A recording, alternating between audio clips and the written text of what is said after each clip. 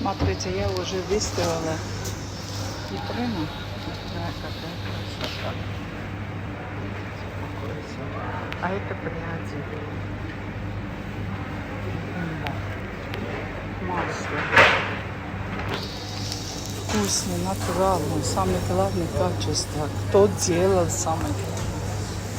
Это хорошо. Так что всем хорошего дня.